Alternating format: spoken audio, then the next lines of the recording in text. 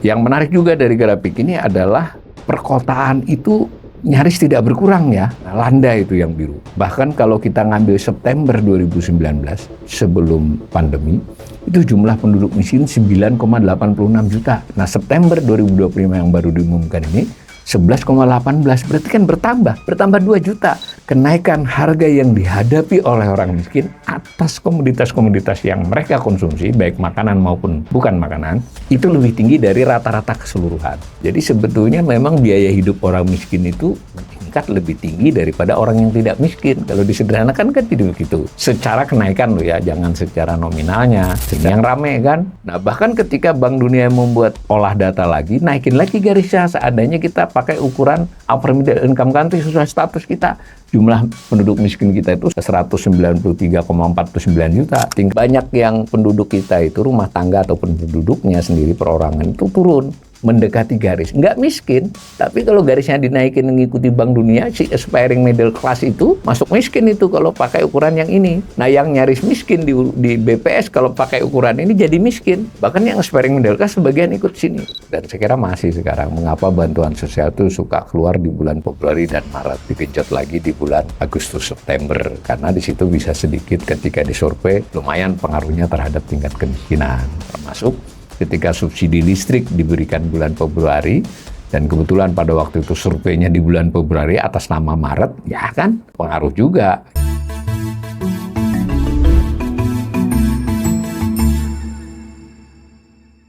Salam cerdas, Ibu Bapak, saudara-saudara yang saya hormati.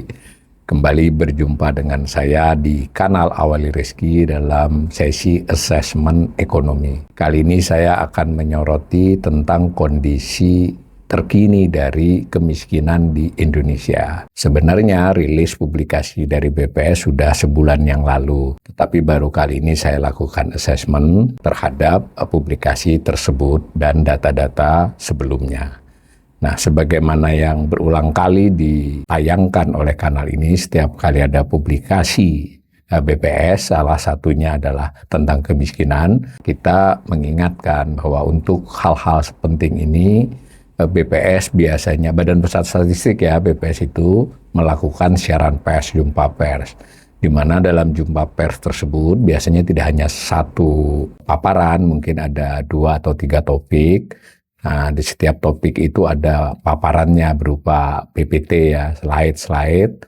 Lalu untuk topik seperti kemiskinan ini juga disertai dengan semacam newsletter ya, disebutnya berita resmi statistik. Ada nomornya, ada tahunnya, sehingga kalau kita melakukan riset kita bisa menelusuri berbagai berita resmi tersebut. Untuk kemiskinan dipublikasi oleh BPS pada tanggal 5 Februari ya, bulan lalu. Nah, ini yang sebelah kanan ini adalah cover dari paparan. Ada sekitar 5 atau 7 slide, karena pada waktu itu memang BPS merilis ada 5 topik, jadi sehingga paparannya ringkas. Nah, yang di sebelahnya lagi adalah cover dari newsletternya, itu disebut berita resmi statistik, itu ada nomornya, ada tanggalnya. Judulnya adalah Profil Kemiskinan di Indonesia September 2025. Jadi publikasinya itu adalah 5 Februari, tapi kondisi yang ditayangkan adalah kondisi September. BPS melakukan 2 kali publikasi tentang kemiskinan ini, berita resmi statistik dan paparannya itu untuk kondisi Maret dan kondisi September. Di dokumen ini ada sekitar 17-18 halaman ya. Kondisi September yang ditayangkan itu bersumber dari apa yang disebut dengan Suksenas ya, Survei Sosial Ekonomi Nasional. Itu data utamanya. Suksenasnya dilakukan pada Maret dan September. Pada waktu-waktu tertentu bisa diambil Februari ya, seperti 2025 karena waktu itu Ramadan, Hari Raya dimajukan, tetapi tetap dianggap kondisi Maret ya. Ini nanti juga mungkin untuk saat ini barangkali BPS sudah melakukan Suksenas ya, tetapi publikasinya masih nunggu nanti. Nah, ini adalah salah satu slide dari 5 slide, kurang lebih 5 slide pada waktu ditayangkan siaran pers ya. Itu disajikan tentang jumlah dan persentase penduduk miskin ya, dari tahun 2021 sampai 2025. Lihat masing-masing ada Maret Septembernya, ada 21 ada Maretnya, Septembernya. Nah, cuma pada saat tahun 2023 yang lalu itu BPS entah tidak ada memberi penjelasan ya, tidak ada paparan tentang September. Nah, ini menarik ya, tapi tahun ini kembali sekedar mengingatkan kalau di Maret itu respondennya BPS itu Maret itu paling banyak ya, sekitar 300 sampai 350 ribu rumah tangga.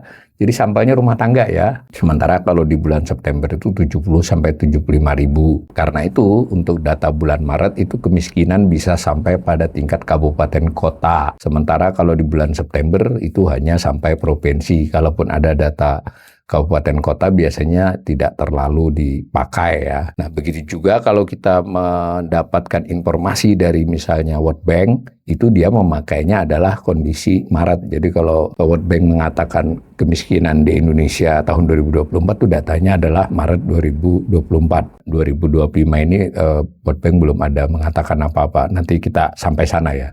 Jadi ini diperlihatkan yang batang itu menunjukkan jumlah penduduk miskinnya dengan satuan juta. Berarti di bulan September 2025 itu dari angka itu 23,26 juta penduduk miskin.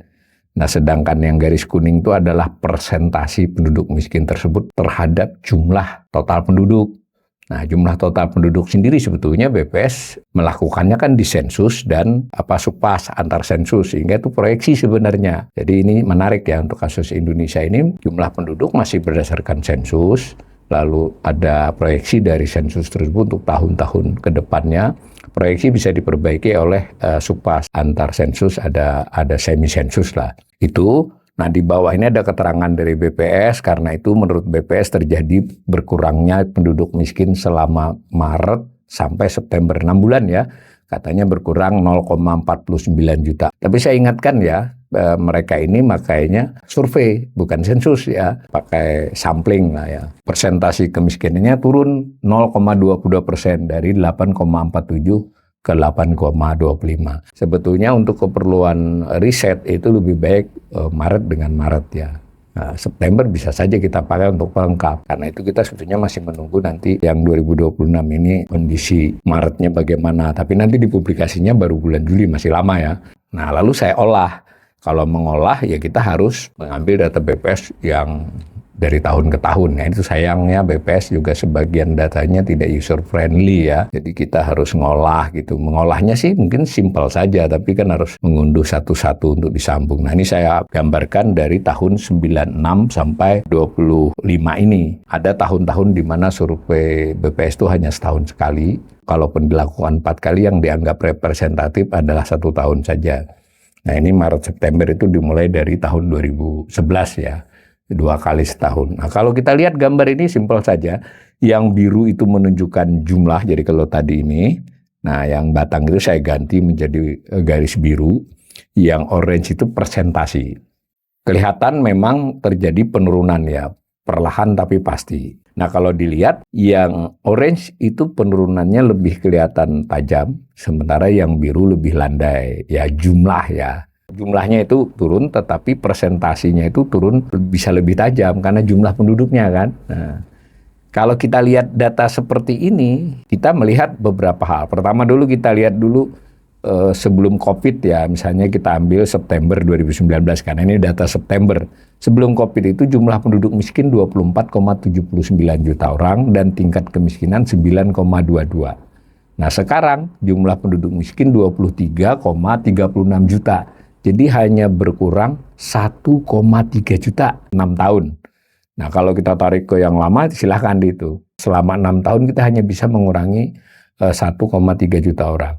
Kalau secara persentasi cukup signifikan ya, hampir 1% ya, 1% poin ya. Jadi pengurangan jumlah penduduk miskin ini makin landai. Ini kalau di gambar tren lainnya itu memang baik yang biru maupun yang orange itu sudah penurunannya mulai melambat. Dan yang lebih penting memang yang jumlah itu lebih lambat lagi turunnya. Tidak bisa disalahkan juga karena memang dari sisi ini kalau sudah mencapai rendah itu kan turun lagi itu kan lebih berat, semacam itulah. Tapi tidak juga jadi pembenaran bahwa sebenarnya anggap saja misalnya kita ambil dari 2014 27,73. Jadi selama 11 tahun 2 periode Jokowi dan 1 periode Pak Prabowo itu penduduk miskin tuh hanya berkurang kurang lebih 4.300.000 ya, 4,3 juta selama 11 tahun. Bisa dihitung-hitung setahun berapa ya. Tadi kan sudah diinformasikan.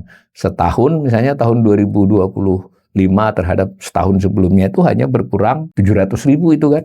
Tadi yang selama satu semester 490.000. Sekalipun secara presentasi turunnya lebih kelihatan. Itu dulu satu asesmen saya. Asesmen saya yang kedua, ada peristiwa-peristiwa menarik. Misalnya pada saat 96-97 ketika krisis. Lihat itu, yang biru itu melompat dari 34 juta menjadi 49,5. Tapi 2 tahun ya, karena 97 tidak ada surveinya. Lalu secara presentasi juga meningkat. Nah perhatikan, setelah krisis ya dia memang turun. Tapi kan untuk mengembalikannya lebih dari 2 tahun ya. Baik jumlah dan maupun presentasi.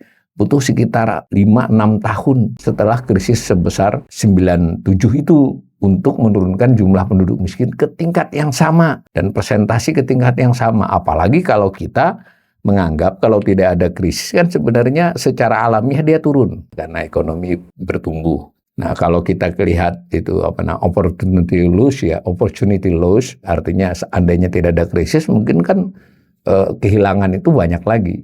Dan pernah terjadi juga di tahun 2006 ya. Pada waktu itu tidak krisis, tapi subsidi BBM ditarik ya, sehingga langsung menaikkan jumlah penduduk miskin. Nanti berulang. Pada 2015 juga begitu, naik juga akibat subsidi BBM dicabut. Jadi nanti kelihatan ini, subsidi BBM itu memang besar pengaruhnya terhadap jumlah penduduk miskin. Lalu di tahun 2020 ingat COVID kan? September 2019 ke September 2020 tuh lihat kenaikannya langsung bertambah hampir 3 juta ya, 2.800.000 orang. Tadi padahal untuk menurunkan 3 juta aja butuh sekian tahun. Dan kelihatan dari gambar itu setelah ada kejadian COVID itu butuh 2-3 tahun untuk menurunkannya, 2 tahun lah sekurang-kurang untuk ke tingkat yang sama. 2-3 tahun dari kenaikan setahun nurunkannya 3 tahun. Kalau yang 97 nurunkannya butuh lebih lama lagi karena itu kita khawatir ya kalau ada krisis lagi atau sekurang-kurangnya resesi. Gambar-gambar lekuk-lekuk ini kelihatan ya naik itu di saat ekonomi yang meskipun naiknya tipis sensitif sekali jumlah penduduk miskin kita itu.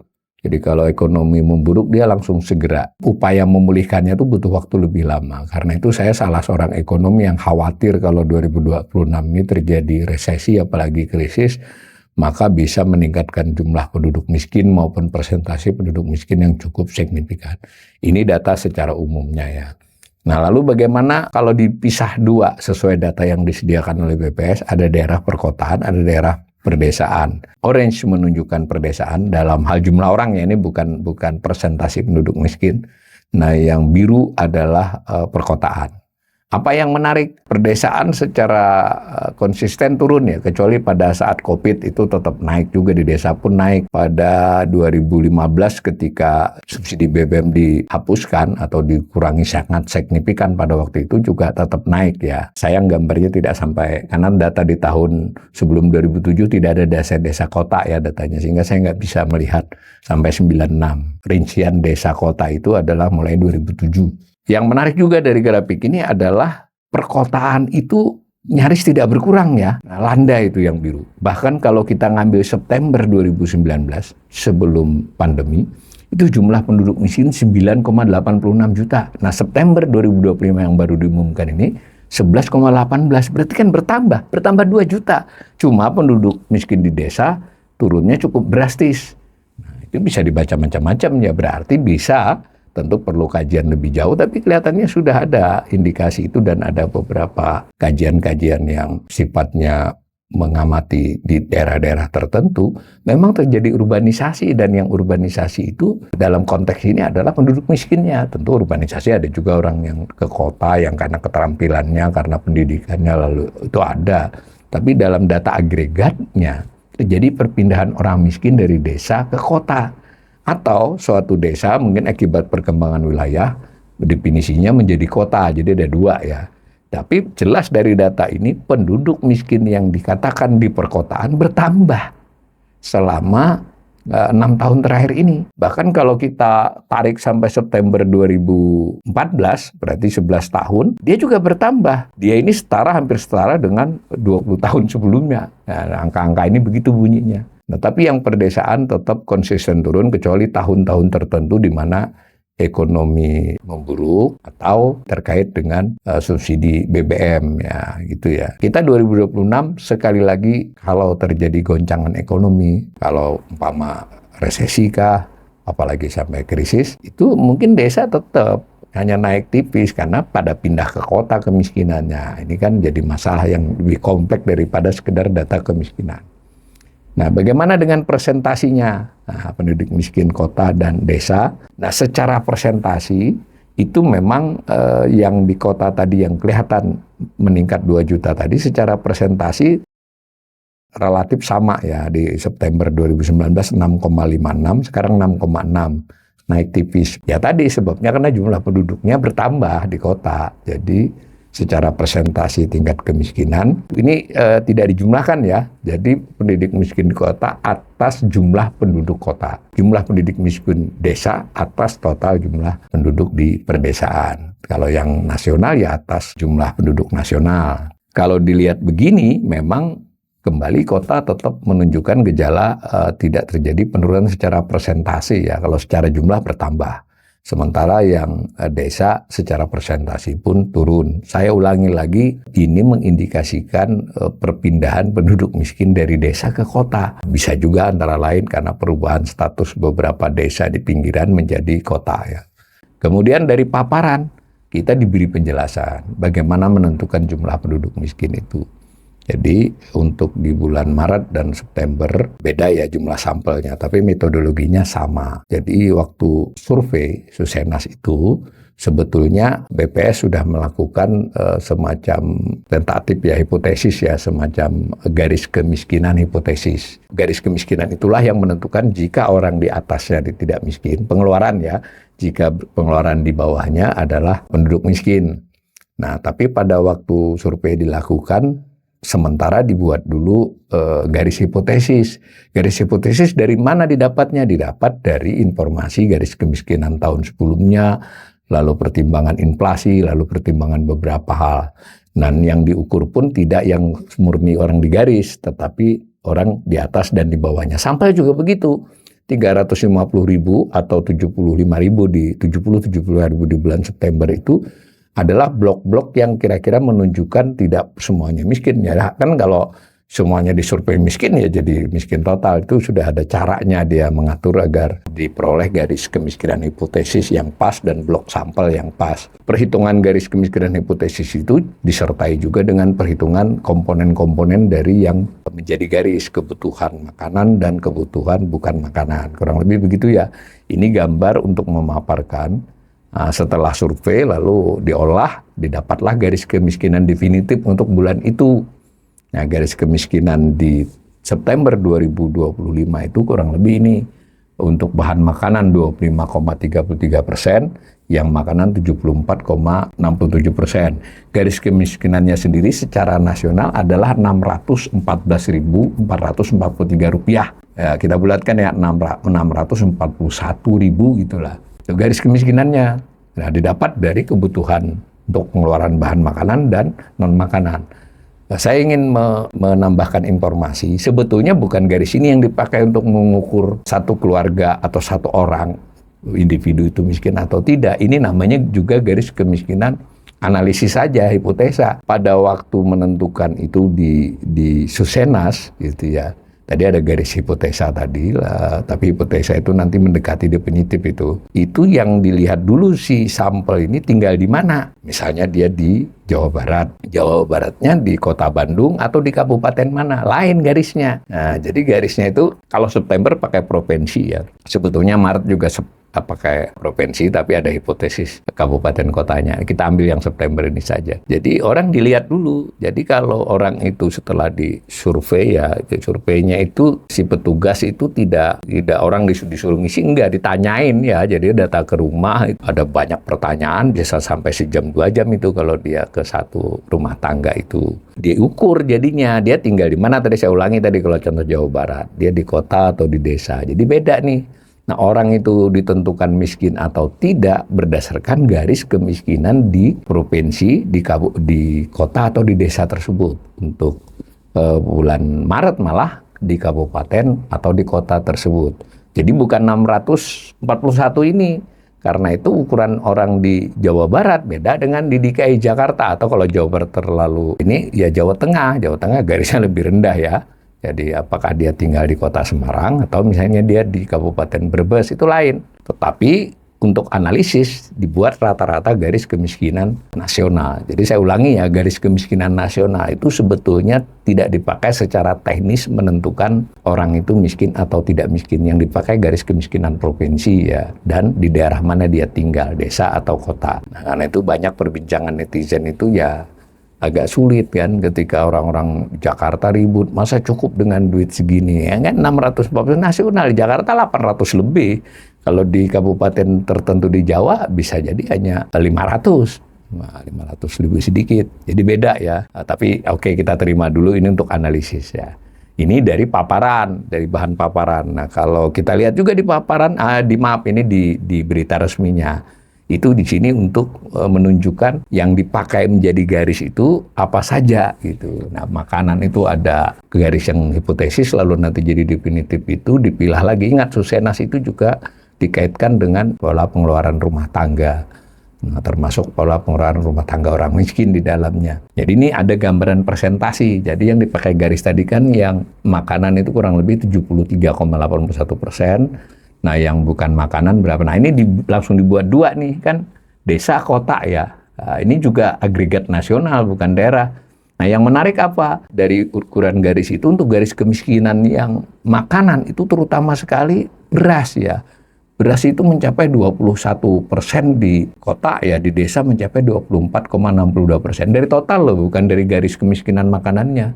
Jadi 1/4 garis kemiskinan itu di kota, di desa, di kota kurang lebih 21% itu ditentukan beras. Karena itu maka untuk dulu di zaman Soeharto sekalipun itu umumnya beras ini yang harus dijaga supaya tidak meningkatkan garis, karena harganya tinggi. Kalau meningkatkan garis orang miskinnya bertambah banyak. Sekarang pun sebenarnya politik itu masih dicoba dilakukan ya setelah reformasi. Jadi harga beras itu dianggap sangat prioritas ya, sangat urgen ya untuk dijaga karena garis kemiskinannya beras.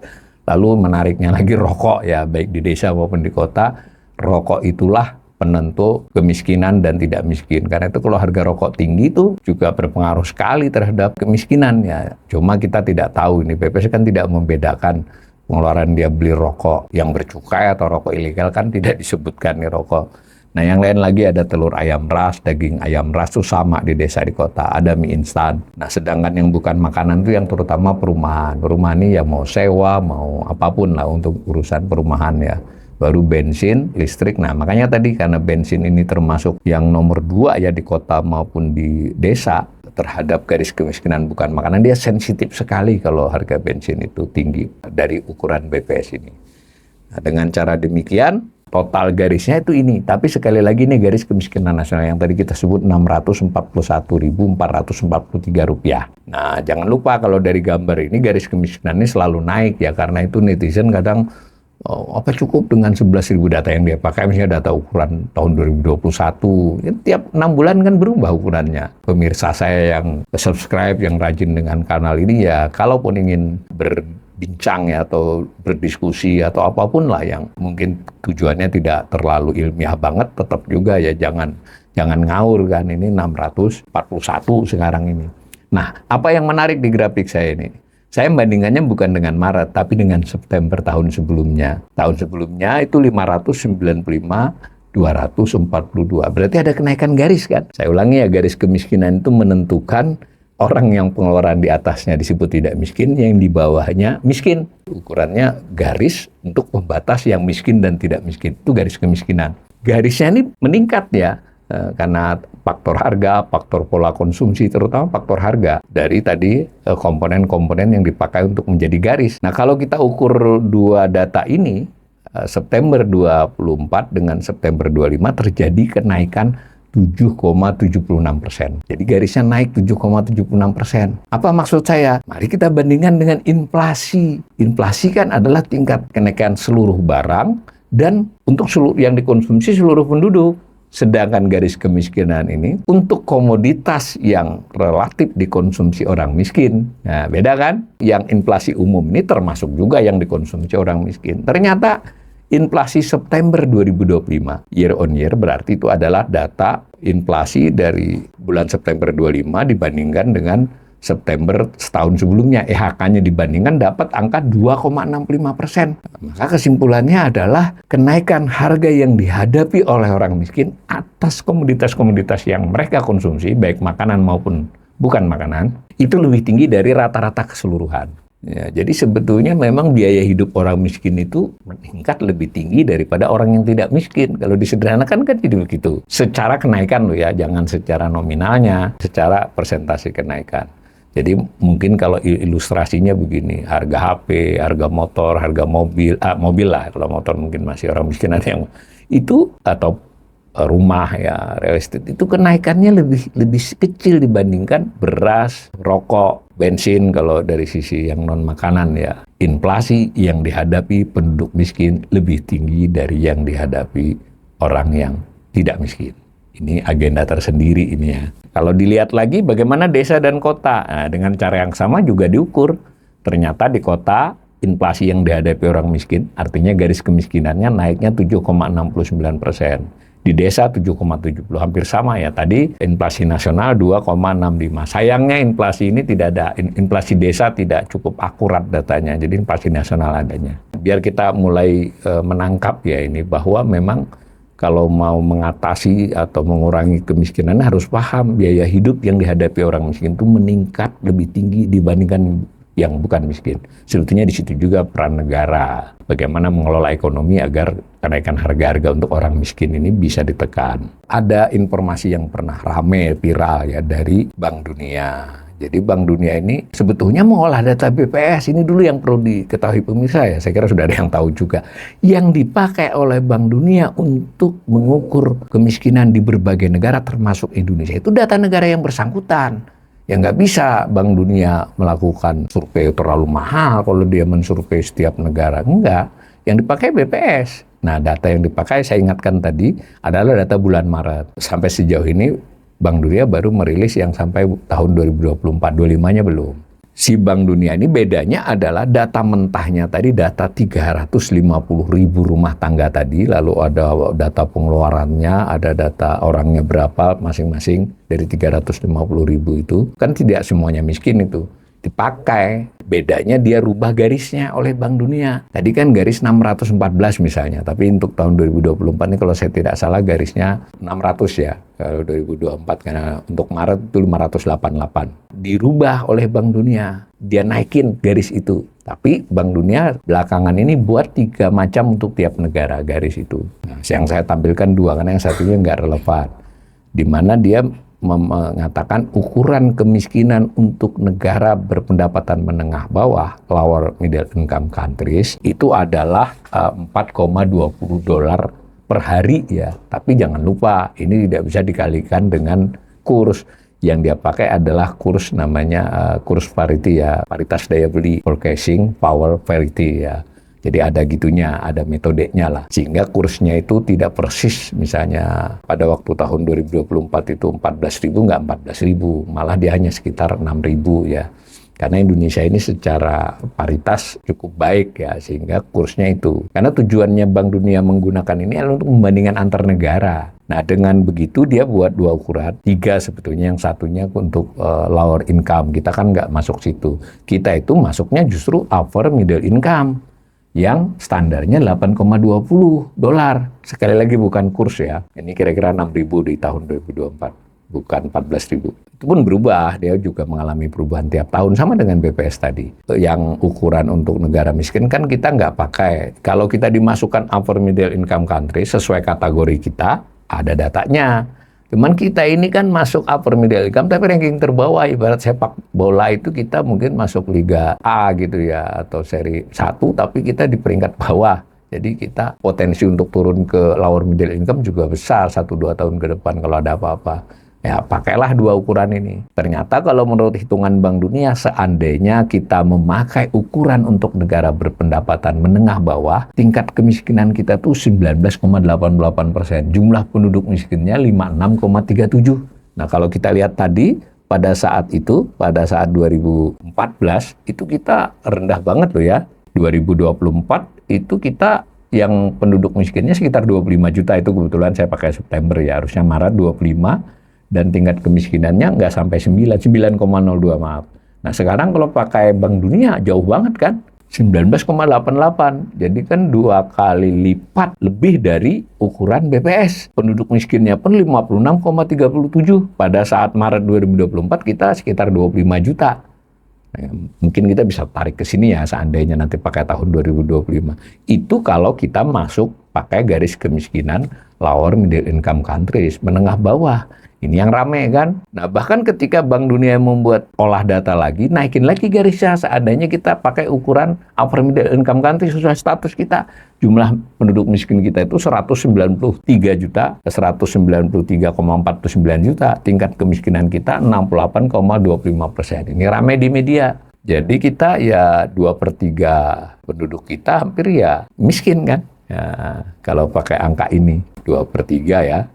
Nah, kalau pakai ini 19,88%. Bank Dunia ini mengolah pakai data BPS dengan merubah garis.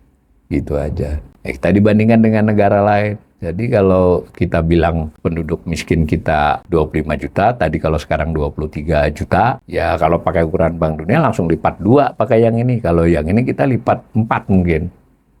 Nah, apa lalu cara membacanya? Meskipun Bank Dunia ini tidak bermaksud merendahkan, ya, ini untuk membandingkan antar negara. Artinya itu sederhana sebenarnya. Sebetulnya yang pakai ukuran BPS itu banyak orang yang di sekitar garis, nggak jauh dari garis. Jadi kalau misalnya tadi pakai 2025 September itu 614, banyak orang yang 620, 621, 630, naikin garis sedikit langsung mereka jadi tergolong miskin. Itu jawabannya. Jadi mayoritas penduduk Indonesia, kalau pakai data yang ini, ya mayoritas penduduk Indonesia itu di sekitar garis saja, nggak jauh dari garis. Pakai garis BPS. Sehingga kalau dipakai garis Bank Dunia, mereka jadi tergolong miskin. Garis Bank Dunia dimaksud itu pakai datanya BPS loh, bukan data Bank Dunia. Dan berbagai kajian juga menunjukkan terjadi perubahan-perubahan yang kayak sirkuler aja. Jadi penduduk miskin itu ketika dapat banyak bantuan, bansos, perlinsos apa, dia naik ke atas garis. Tapi ketika dia nggak dapat, turun lagi. Jadi bisa bergantian kan? Bisa bergantian kalau dapat bantuan jadi nggak miskin, nggak dapat ya miskin gitu.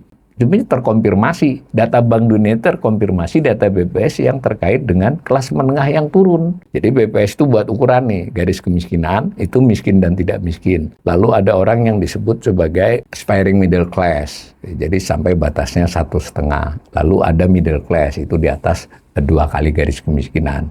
Dulu ada istilah hampir miskin, kemudian rentan miskin. Jadi tidak miskin, tapi hampir miskin, rentan miskin. Sekarang pun BPS pakai itu lagi, tapi dirubah ditambah dengan aspiring middle class dengan middle class. Kalau dilihat begitu, memang banyak yang penduduk kita itu, rumah tangga ataupun penduduknya sendiri perorangan itu turun, mendekati garis. Nggak miskin, tapi kalau garisnya dinaikin mengikuti Bank Dunia, si aspiring middle class itu masuk miskin itu kalau pakai ukuran yang ini. Nah, yang nyaris miskin di BPS kalau pakai ukuran ini jadi miskin. Bahkan yang aspiring middle class sebagian ikut sini. Nah, itulah salah satu problem kemiskinan di Indonesia. Orang belum bisa jauh dientaskan dari kemiskinan. Semacam itu ya informasinya, dan karena itu kemiskinan ini selalu menjadi masalah paling krusial. Dan saya ingatkan di depan tadi, kalau terjadi krisis ekonomi, kalau terjadi guncangan ekonomi, maka jumlah penduduk miskin ini dengan ukuran BPS sekalipun akan bertambah, apalagi dengan ukuran Bank Dunia. BPS juga kemudian memberikan informasi tentang sebarannya. Ini berdasarkan pulau. Jadi berdasarkan pulau, memang penduduk miskin terbanyak itu masih di Jawa ya. Tetapi berdasarkan persentasi tingkat kemiskinan, Jawa tidak terlampau tinggi. Jadi maksudnya jumlah penduduk miskin di Jawa itu terbesar karena penduduknya terbesar. Tapi kalau dibandingkan dengan jumlah penduduknya, maka tingkat kemiskinannya sebetulnya tidak tinggi-tinggi amat. Yang tinggi-tinggi di daerah seperti Sulawesi, Maluku, Papua, dan Bali dan Nusa Tenggara. Tapi menurut saya informasi ini ketika kita buat time series ya, gak banyak berubah kok, membaik sedikit-sedikit semua. Perbaikannya sama dengan nasional tadi. Nah kalau berdasarkan tabel ya seperti ini tabelnya. Misalnya di Jawa pada September 2025 ini, total penduduk miskin itu mencapai 12,32 juta ya, dari 23,26 tadi. Tapi secara persentase kemiskinan dia hanya 7,81. Ingat 7,81 di bawah nasional loh. Nasional 8,25. Nah, sementara misalnya Maluku dan Papua penduduk miskinnya hanya 1,45 juta orang. Tetapi secara presentasi dia mencapai 18,22% dari penduduk Maluku dan Papua. Jawa itu di bawah rata-rata nasional. Sumatera di bawah rata-rata nasional. Kalimantan di bawah rata-rata nasional. Sulawesi di atas. Dan yang paling berat Maluku dan Papua, juga Bali dan Nusa Tenggara. Itu gambaran kepulauan. Sebetulnya ada data provinsinya, tapi saya tidak bahas kali ini. Kata BPS itu melihat kemiskinan jangan hanya individu. Nah ini yang menarik ya, karena memang si Susenesnya itu yang jadi sampel keluarga sebenarnya. Cuma dia kemudian membreakdown lagi menjadi individu, lalu dia coba kembaliin ke keluarga. Ini mungkin untuk membantah, karena banyak netizen tuh yang kalau enggak, garis kemiskinan 600.000 sebulan. Bisa apa 600.000? Kalau dibagi 30 berarti kan sehari 20.000. Bisa hidup apa? Tadi saya ingatkan ya, itu bukan itu. Di Jakarta berapa? Garis kemiskinan 800 ribuan lebih. Kalau di daerah, jadi tetap juga berat gitu, segitu. Nah diingatkan oleh BPS, kan satuannya itu keluarga. Jadi umpama saja kita anggap aja tadi 20.000 tadi. Kalau dia sekeluarga berlima kan 100.000. Jadi 3 juta gitu satu keluarga. 3 juta ya masih bisa hidup kira-kira gitu. Ya miskin ya, memang itu garis kemiskinan. Itu maksudnya. Tapi kan nggak separah imajinasi netizen yang sebenarnya nggak salah juga netizen. Ada 20.000 bisa apa, sekali makan habis. Nggak begitu kan, karena unitnya rumah tangga. Nah, jarang-jarang ini ya. Jadi di paparan BPS itu dulu yang soal garis kemiskinan rumah tangga ini nggak terlalu dibahas. Ini kemarin sampai dapat satu slide. Mungkin saking sadarnya bahwa inilah jadi perbincangan. Sekarang era medsos kan, jadi orang suka meributkan. Nah, saya bantu pemirsa untuk membuat garis yang lebih panjang. Nah, ini garis kemiskinan keluarga yang orange itu. Dan yang biru itu menunjukkan rata-rata jumlah anggota keluarga. Di September ini 4,76. Yang nggak ada jumlah anggota keluarga ganjil. Ini agregat, berarti ada yang 5, ada yang 4, ada yang 6, ada yang 3 gitu loh. Dari 23 juta tadi. Nah garis kemiskinannya 3 juta kan. 3.053.000. Mixen lah kalau dalam hal ini ya. Jangan bayangin Jakarta dulu deh. Ini rata-rata. Wah 3 juta juga nggak cukup, makanya disebut miskin, tapi kan masuk akal kalau hidup lah kira-kira. Mohon maaf saya agak kasar mungkin ucapannya, mau bela BPS dikit, tapi tetap saja garis kemiskinan BPS ini terlalu rendah kan tadi. Nah mestinya ya kalaupun tidak pakai Bank Dunia, deketinlah ukuran Bank Dunia yang 4,2 tadi, karena kan sekarang itu orang miskin siapapun ya, saya kira semua satu rumah tangga biasanya minimal ada 1 HP, berarti kan pulsa jadi ukuran kemiskinan juga. Biarpun HP-nya HP apapun kan, kalau nggak bisa kan.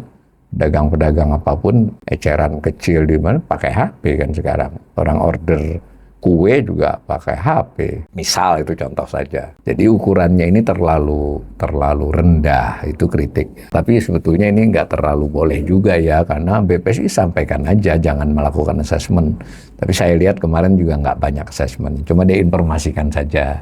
Selama kurun survei itu di sekitaran September itu pertumbuhan ekonomi berapa, lalu ada informasi pengeluaran konsumsi rumah tangga, lalu ada informasi ketenaga kerjaan, lalu ada informasi pertanian, lalu ada informasi bantuan sosial. Kan tadi Mixen kan, bantuan sosial itu sangat berpengaruh. Dahulu, dan saya kira masih sekarang, mengapa bantuan sosial itu suka keluar di bulan Februari dan Maret, dan nanti digenjot lagi di bulan Agustus September, karena di situ bisa sedikit ketika disurvei lumayan pengaruhnya terhadap tingkat kemiskinan. Nah, di sini juga kritik kan, ya kalau mau tahu kenyataan sebenarnya ya nggak begitu dong mestinya. Termasuk ketika subsidi listrik diberikan bulan Februari, dan kebetulan pada waktu itu surveinya di bulan Februari atas nama Maret, ya kan pengaruh juga gitu. Tapi September ini sayangnya hanya 70-75 ribu sampel ya. Begitu kira-kira ya gambaran tentang kondisi kemiskinan. Saya hanya ingin menyimpulkan beberapa hal. Nah, pertama itu garis kemiskinan pengeluaran minimum kebutuhan makanan dan bukan makanan. Maaf, ini paparan saya masih pakai Maret. Lalu ada jumlah penduduk, tadi ini juga masih pakai Maret. Cuma saya ingin menekankan bahwa kalau ada goncangan ekonomi, maka jumlah penduduk miskin dan bahkan presentasi penduduk miskin itu bisa meningkat signifikan. Dan turunnya membutuhkan waktu yang lebih lama dari yang sudah-sudah. Yang paling berpengaruh terhadap itu adalah makanan, rokok, bensin, perumahan, mie instan, telur ayam ras, daging ayam ras. Nah, jadi kalau BBM sampai naik ya termasuk berat ya. Kemudian tadi juga dari BP sendiri mengakui bahwa bantuan sosial itu berpengaruh. Kalau bantuan sosialnya lebih minim, tidak digenjot ya juga pengaruh. Padahal di sisi yang lain kita tahu pemerintah juga meskipun masih memberikan bantuan sosial, insentif segala macam, ruang fiskalnya terkendala kan. Di sini kita bisa berdebat apakah MBG bisa membantu ya kan, dibanding MBG bisa diriset ya. MBG dibandingkan dengan Bansos mungkin lebih kuat Bansos pengaruhnya terhadap pengurangan kemiskinan atau sekurang-kurangnya menahan laju kemiskinan. Dan jangan lupa BBM ini rawan di depan ini kan.